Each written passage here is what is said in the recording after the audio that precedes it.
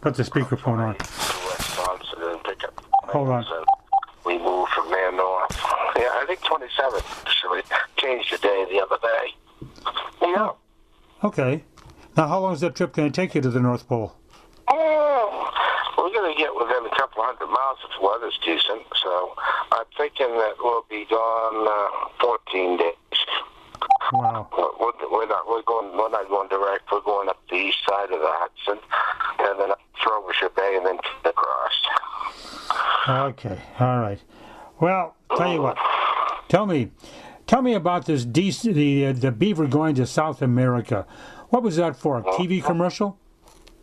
Right, for the Camel Man, for R.J. Reynolds. R.J. Reynolds Tobacco Company? Yep. And, all their advertising was done mainly on, magazines and stuff, because they weren't allowed to do TV, so they spent a lot of money on every shoot. I mean, when we flew to when I got to the 727, sitting there with all the, film people and everything, and went up to Angel Falls and stayed there in the river. There's a really nice shanties up there. Now let me back up a little bit here. You're in Greenville, and you get a call to bring the Beaver to somewhere to where in South America? Yeah, they wanted me to take the plane to Angel Falls, South America. I think it was in January or February. The first call came in around January. I had done some other stuff for different people, and they heard about it. And so, every year. Now, you're on wheels, obviously. No, on floats. Oh, you're on floats. Yeah. How'd you get out of there in January? On the ice? I took it off the dolly at the airport with a fuel, 10 hours of fuel on board, and flew non-stop. We get down to, I don't know, we get a long ways down. I can't remember the first stop. It was somewhere in south of Norfolk. Maybe Manio, probably somewhere around Manio, I think. Where the heck is that at? Banks. Where's that at? It's on the Outer Banks. So what we did before we left, of course, is we had, remember Louis had the Lockheed Yes. 12? Yes, I do. Well, he had 2 spare gas tanks for it that he wasn't using, so we built a crib and put him in the Beaver, so we had an extra, I think 180 gallons of fuel in the airplane. So we loaded it up and put it on the dolly and towed it down the runway, and off we went. Me and Jim Mueller, he was our mechanic at the time and co-pilot on the trip. Now, your first stop was where? Manio, I think, was my first. Yeah, but where is that? Is that in Florida or South America? No, that first stop was Outer Banks.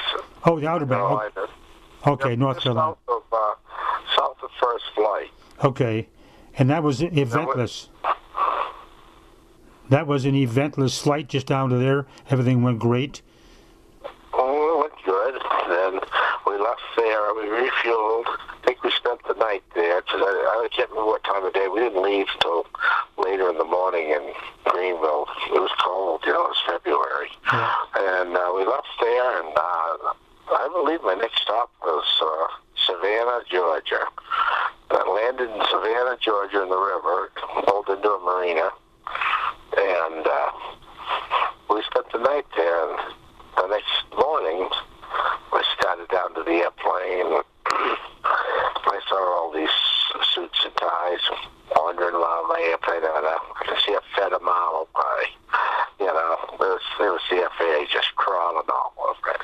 I had those gas tanks in it and that crap. So I walked down and I said, "Now, what's your problem?" "Well, you're flying an illegal aircraft here. You've got ferry tanks. You don't have, you don't have any written documentation saying that you can do this." And I said, "Buddy," I can go anywhere I want without any documentation about what I've got on the airplane. And we get this big to-do.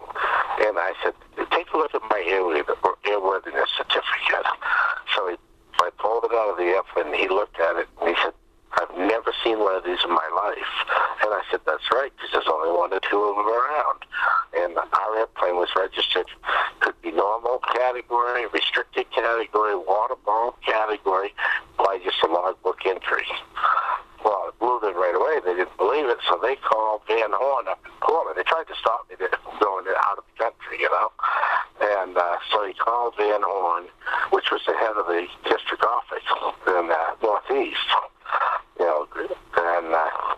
said, well, next Folsom said he's going to Venezuela. He's going to Venezuela. What's the big problem? You know? So they had to let me go. And so we left there, and I think we headed for the Bahamas. I think we might have landed Georgetown, Bahamas, refueled. And, you know, the trade winds are really strong February, March down there. By noon, you're bucking up 40-knot headwind. So we were doing like 65 miles an hour for hours and hours. Anyways, we landed at Georgetown. I'm trying to remember if it was before Georgetown or not. But I accidentally got into Cuban airspace, and they came out with their airplanes, and they put one on either side, but the Beavers were so goddamn slow, they couldn't slow down enough. They go by me with the planes just straight in a stall, just flying by me. I believe I didn't see them. I went, oh shit, I'm a little bit south of course. I better go north. So I just headed north, and I knew they didn't have balls enough to shoot down American in number at that time. You know, they wouldn't have balls enough to do it. So I just kept going, and they kept me to go into Cuba, and I went, I'm not going up freaking Cuba, you know. So I paid no attention to it. I just kept going, and then we landed there. It was all just about dark in Grand Turks to refuel. Well, all I had was I had no general decks, no paperwork, no nothing. And so I landed there, and they wouldn't let me stay. They gave me a bunch of shit for no paperwork. But they'd refuel me, but this is like dusk. So I said, shit, well, I guess we got to leave. So we took off at dusk and went over to Puerto Plata for the night there. And what is that? The next to Haiti there. Well, yeah, well, the middle block. What's the country hooked on to Haiti there? I don't know. Dominican Republic, is it? Well, because it's Puerto Plata. Anyways, that is a pretty nice port there. So I landed there after dark. No idea, you know, what was in the water or anything. And I landed there, and it wasn't a windy night. It was kind of like a glassy water night, and there was tour boats there, and I came in, and I taxied, and I'm headed for shore. And this is the truth. All of a sudden, I see this water all moving. I mean, a lot of pulling up stuff. Well, come to find out, it was kids and people, hundreds of them, headed for the airplane. Well, shit, I figured if they got on the float, they'd save me, you know? There was so many of them, so I get out with paddles. We paddled backwards as fast as we could, so they couldn't get to us. So then the military came out, and I had no permission to be there either. And so they arrested us, but I moored the airplane offshore so the kids couldn't get on it. I went in, and I had to sit with this general because all they speak Spanish down there. Yeah, it was Dominican Republic. I couldn't remember. I have these spaces now I never used to. So I sat with this general for, oh Christ, I don't know, almost a couple of hours. He brought some people in to translate. What are we doing there? You hauling drugs? And because I had met my co-pilot. Did you know my other guy there that was with me at all? No, I don't think so. Dad met him in Alaska, and he came down and worked for us for about 10, 15 years. He's still gone now. But anyways, so I'm sitting there with the general, and the general was giving me a bunch of crap. And I said, look, I need a general deck. I got to leave. I can't leave here tonight.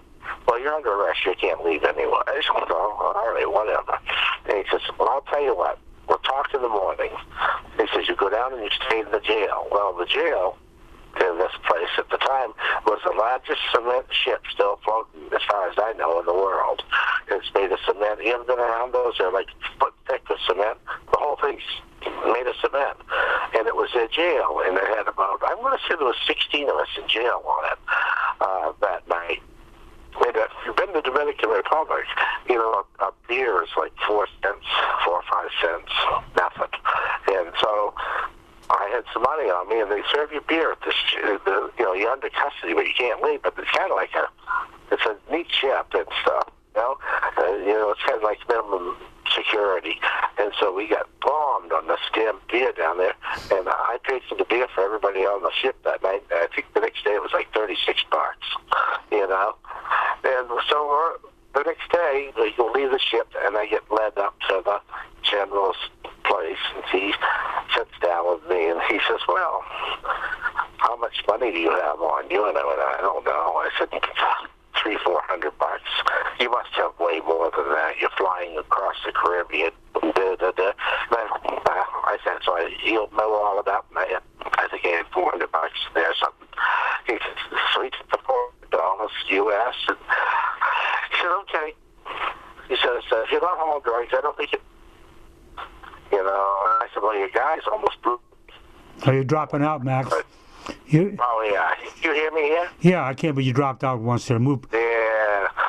So when I arrived there that night, they for stuff.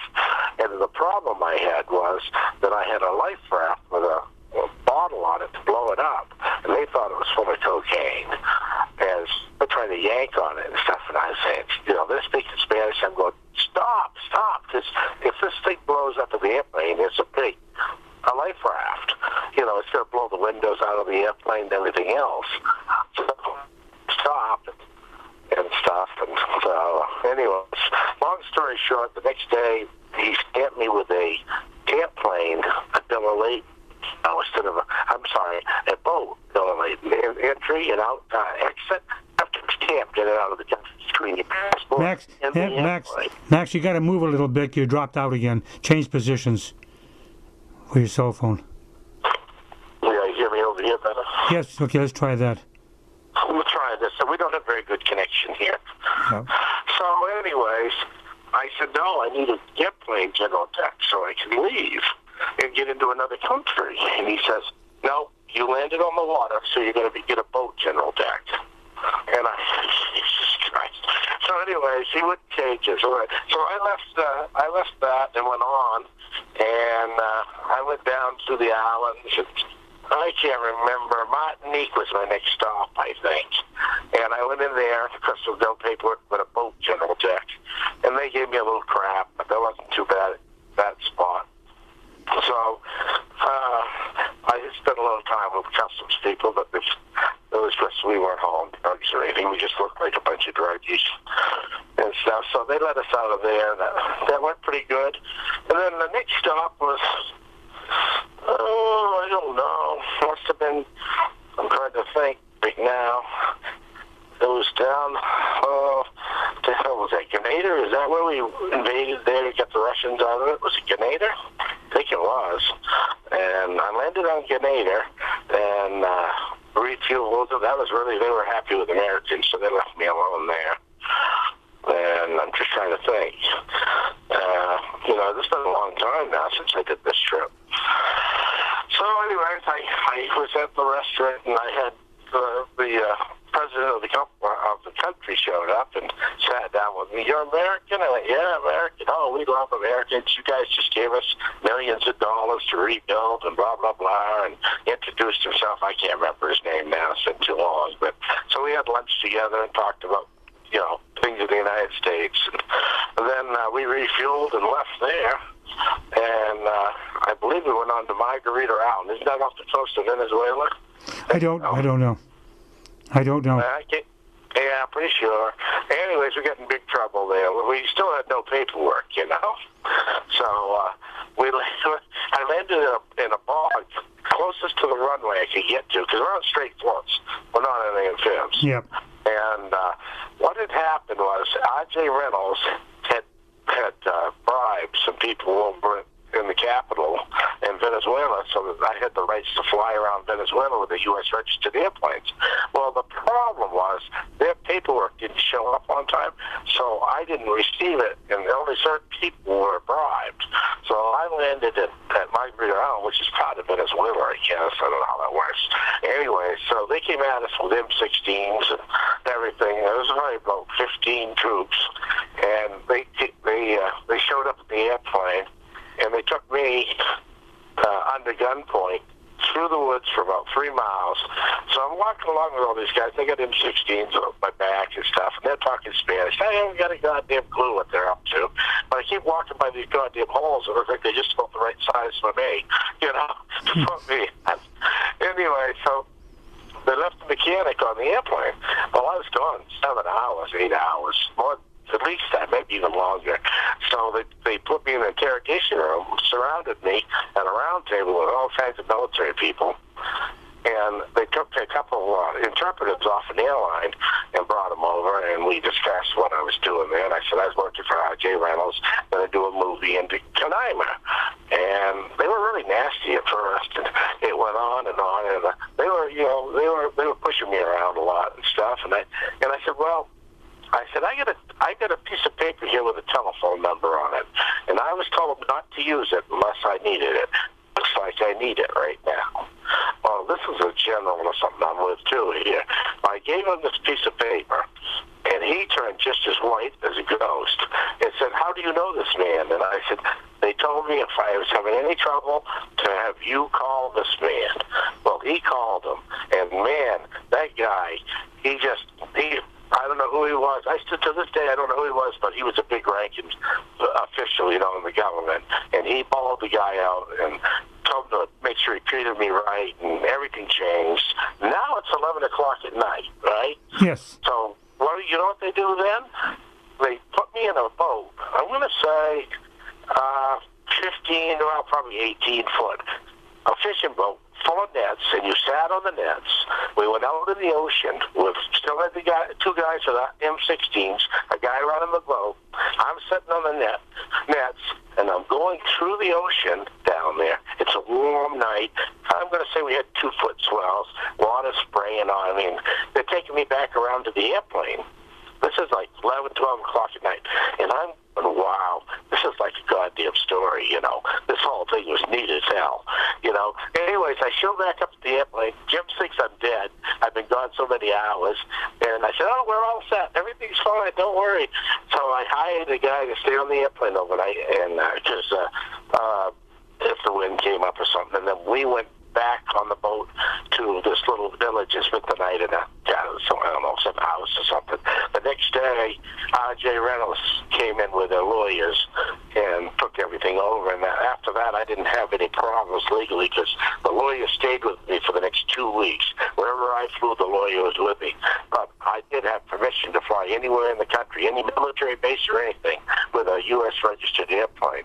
So we flew from Margarita Island into Venezuela and stopped at a couple military bases and refueled, and they come out with guns ablaze, ready for us. And then we showed it our little paper that said we could do what we wanted. They'd have a comment about it, and then they'd talk to people, and they'd let us go. And then we finally get into Canaima. This is probably 6-7 days after I left Greenville. Get in there, because the whole trip was almost 75 hours. And we get to Canaima, and then we stayed there about a week on the shoot. We had the Camel Man was there. That's one of his last shoots. He's dead, of course, now.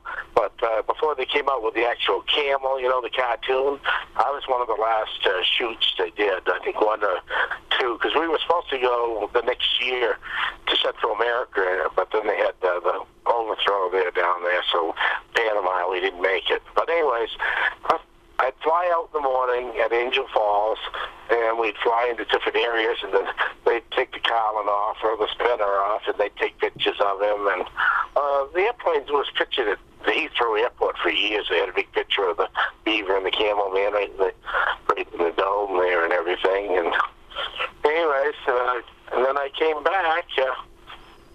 Somewhat the same route. I had a few problems. I had more paperwork, but my problems were like we landed in one place was I'm going to kind of think it was British Virgin Islands, and I was refueling, but the water wasn't very deep, and this coral right there, and as I was refueling, the waves were coming in and out. I cut a float open on the coral. It's just wicked sharp. So I had to ram it on a beach. I had a gash in the float. I think it was 7 or 8 inches long, and it was the biggest compartment. It holds 300-400 gallons, so I almost sunk because I had so much fuel on board. So I just rammed it on the beach, and then repaired it there. I had, of course, repair kits with pop rivets and screws, and I screwed it all back together, and then we re-pushed it into the water after we repaired it. And then kept coming back, and except for, numerous little problems and no major problems on the trip. A lot of fun. people carrying guns pointed at me. You know, and I'm skipping a lot of other stuff. I just, it's been so long now. Well, It was quite a trip. you mean the way back was uneventful? Yeah, we almost sunk there in British Virgin Islands, but after that, it wasn't bad. We had tailwinds coming home, so it was pretty nice. I do remember when we landed in, I think we landed in Miami or somewhere to clear customs, maybe at Fort Lauderdale in the water. As soon as we hit the ground, the guy with me, he decided, he said he kissed the ground and he said he quit at the same time. He thought he was going to die many times on the trip. That was your mechanic? Yeah, he quit right there. He never come back to work. And all this was for a commercial for cigarettes on TV. Well, who's going to run these commercials? TV in South America? No, these were worldwide. They were going to magazines and all over the world. Yeah. So in some countries they were allowed to do it as film, but because the United States they couldn't. I don't know what other countries they allow cigarette commercials, but it was a good time. I floated around with a cameraman in the river down there in the Amazon. And I talked to him quite a bit. I said, I never see you smoking, except when the pictures are. I said, I don't smoke. I only smoke when they're paying me. Yeah, I think back then he was making $600,000 or $700,000 a year doing these shots. That one guy. Jeez. They were spending millions on these things. It was a lot of fun because it was a good job in the middle of the winter. There's no work up here in Maine, so. Well, did you make a good salary for all this effort? Oh yeah, yeah. Good. Yeah, paid well, and it was a lot of fun. Yeah, it's a lot of fun. From there I went over to, of course, all the other movies we did for off and on. We were pretty busy for 5 years doing different movies and stuff, So Jesus. I ended up with a Screen Actors Guild, and actually, I'm still in it today. I still get checks from some of the stuff we did from years ago, Sweet Home Alabama and a bunch of Wait a minute, let me back up here. Sweet Home Alabama, that was your airplane in that movie? Yes, yeah. And I did all of that. We took it apart and moved it to different areas, and then we did a bunch of different movies. Hey, wait a minute, let me back up here. Sweet Home Alabama. Were you in the movie? Were you in the movie itself then? Oh yeah, at the end of the movie you see my name in there. But they didn't show your face, did they? No. But I was the pilot of the plane and everything. Okay. Tells you in the end of the thing what we did, and that was done in Georgia, most of that one. Yep. We flew down. I can't remember when that was. That was Peachtree, Georgia. I went to. First thing happened to me down there was I got arrested for landing in closed waters. I flew over this lake, and there was boats on it and stuff. I said, it must be legal to land in, and so I land, right? Yeah. And then I take off. This is right after 9/11, right? Okay. So anyways, I take off, and then I look down underneath me, and I see all these cop cars. Every time I took a turn, they turned. They were following me. So I went to the airport at Peachtree City, Georgia, outside of Atlanta, and I landed. They surrounded me, and I said, what the hell's wrong with you guys? And they said, you landed in closed waters. And I said, well, what do you mean? There's boats on it. Well, they have funny rules down there, And anyway, so I had to go to court on that. I had to pay a fine, and it was quite a little show they were putting on. In Georgia, everything you hear about little town police and judges is true. I'm telling you what. Every time I go to Georgia, it's real trouble for me. A couple times been in the slammer down there trying to keep myself from staying. Have you stopped doing those television commercials with the Beaver now? That's part of the past. Yeah, that was all part of the past. Yeah, it was fun though. Wow. I did the German soft drink commercial down in the Bahamas at Harbor Island with the Beaver. We were down there for about a week and a half. It was a good time, though. And it was, I don't even remember what type of booze it was. It was some kind of a licorice-tasting alcoholic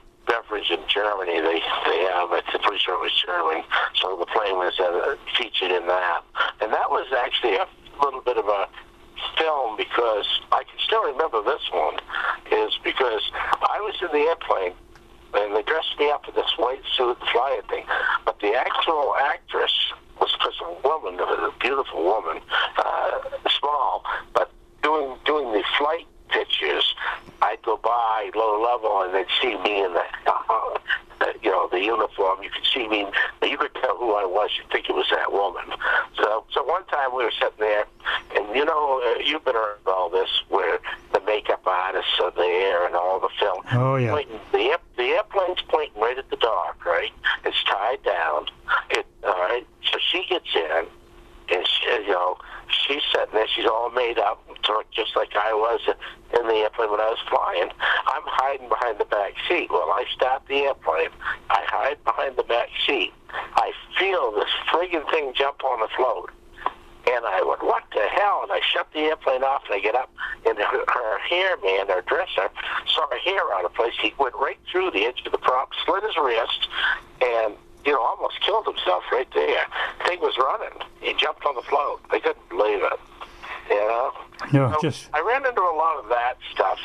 They're not very bright sometimes. They don't think, Well, when you went down to South America, how did you plan your gas stops? I mean, what did you have to call ahead, or how did you make arrangements? No, I didn't do any planning. You didn't do any planning. And I left myself an hour's fuel to get some of the place if I had to. But with the Beaver, you can run auto gas or whatever. Yeah. And we had some issues with water, lots of water problems. But with a radial engine, as you know, with a blower, that fuel vapor kind of spins around. And usually you can fly with quite a bit of water in the gas, because it'll just take out the lower cylinders usually, and then it'll keep running. It doesn't run very good, but I've been a long ways on crappy fuel on a Beaver. Jeez, but you didn't know where you were going to go until you got there. No, that's how I always fly. I never make a reservation. I believe in I'm never disappointed where I get in the evening, And I fly with a lot of people that have to have rooms made up ahead. In flying, you never know where you're going to end up at night. Could be a maintenance problem, could be weather. So I've never in my life, I just go. And I'm never unhappy. Wherever I get, I'm happy. Jesus, what a trip. Well, the money was good. I guess it was worth it. Now, tell me about the trip to the North Pole. Is this... I'll tell you what, mostly to do that. I just remembered one thing that did happen. Yeah. I'm just trying to remember where the hell the island was. I think I made one more stop around St. Vincent going down through there. And the only reason I stopped is we were eating lunch on the airplane, and I had the side window open, and all I had was a National Geographic map of the islands. They are terrific for looking at the sheltered areas, and stuff. Well, the goddamn thing blew out the goddamn airplane. I had no maps of the airplane. So I landed down here. I can't remember the island exactly. I think it might have been Vincent, because the runway came right to the shore, whatever island it was. And so I parked the airplane right on the end of the runway.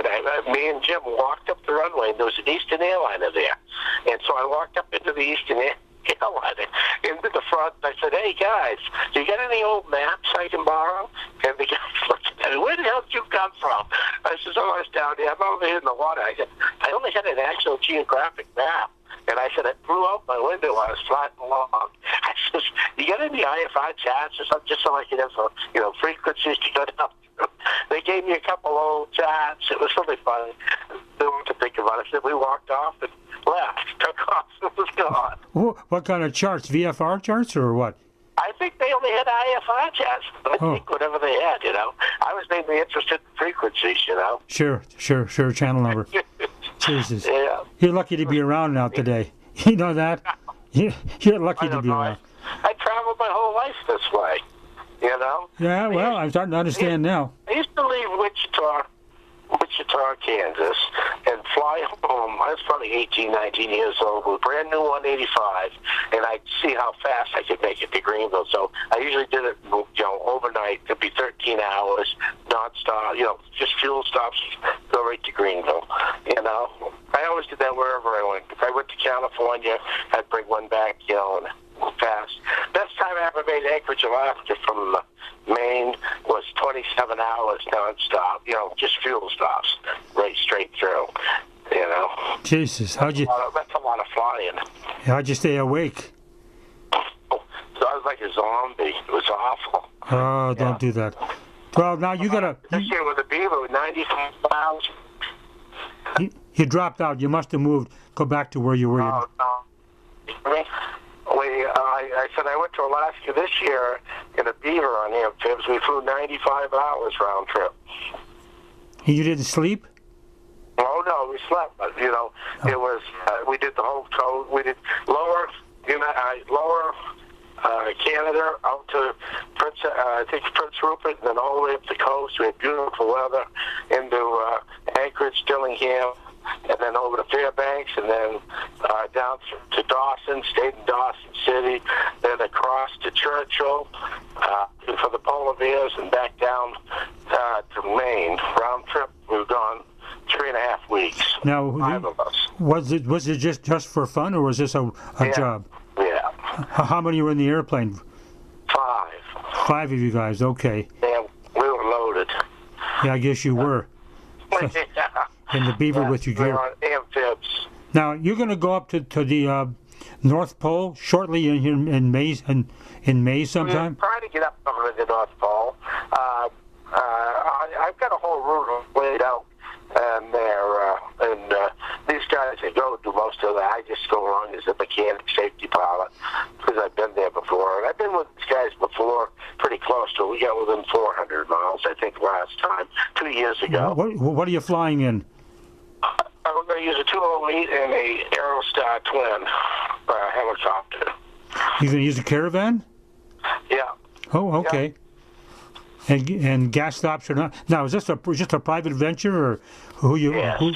Can I ask who you're flying for? Everything I do now is private. I don't do anything commercial anymore. You don't do what now? You dropped out. The guy that I go with doesn't like to have his name talked about, so it was 9 of us going, I think. And but I was going to send you out those tapes from the last trip. You'd get a kick out of them. They're pretty self-explanatory.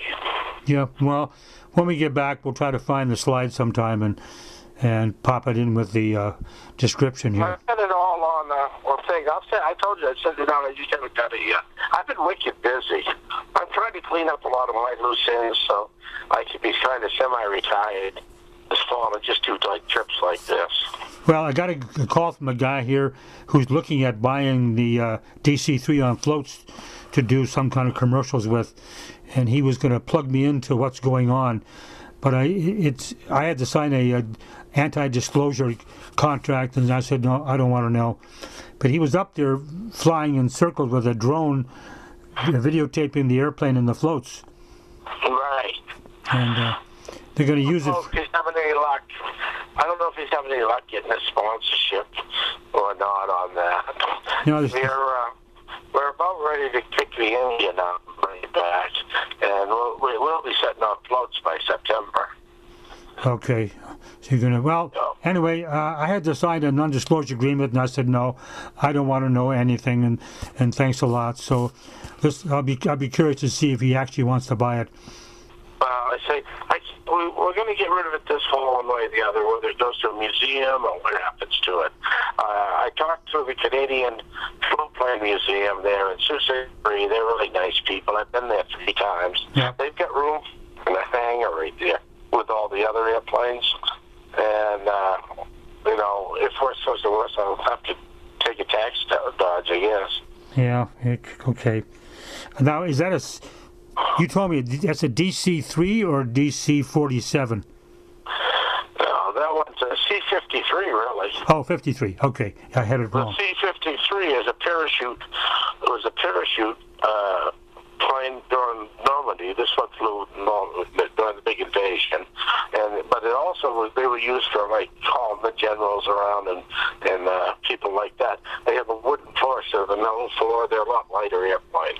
Okay, this is... remember that we've gone from 1,100 horsepower now to 1,400 horsepower per side. That's a big change. Okay, it's a C-53. I may have that wrong on my video. I got to check that. All right. C-53. Okay, got it. And we bought it mainly because it was lighter than a C-47, Yeah. which technically it's the same airframe. It's just that they don't have as many stiffness at the floor. Like, C-47 had a big cargo door, and it would haul jeeps and military heavy hardware. Yeah. This one was made to haul troops and, like, the generals around and stuff like that. Yeah. Now, let me back up here. I see you got a couple of big storms. How much snow do you have in Greenville today?